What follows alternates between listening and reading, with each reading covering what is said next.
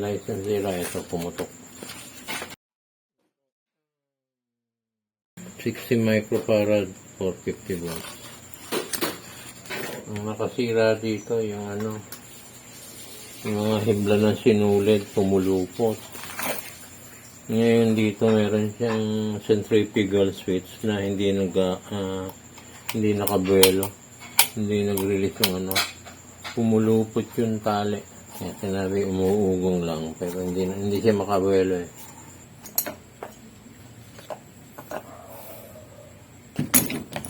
Dito pumulupot yung lubid eh. Kaya hindi siya nakabukang ganun.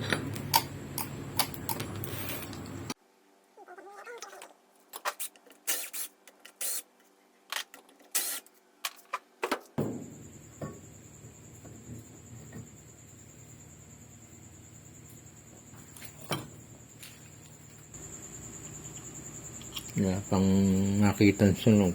So, hintayin na lang yung condenser. Possible condenser lang.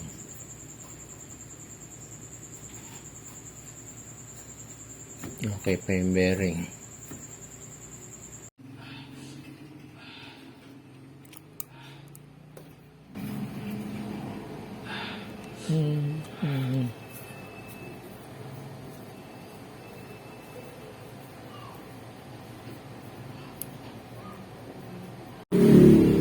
So guys, ready for testing natin.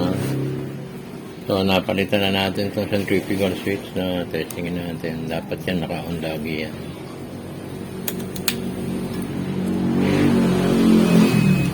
Okay. So mag-switch lang siya pag nagkaroon na siya ng pagtaas. Pag umikot siya, tataas siya. So pag nakatigil, bababa lang siya. Yan. Pag arangkada niya, aangat siya. Okay. Ito naman, napalitan na rin itong condenser. Tingnan natin kung walang naging problema.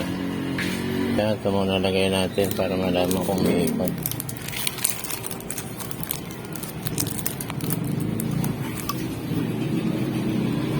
Pa-plug ko na. 1, 2, 3, ready. Yun! Dinert ko lang ng isa para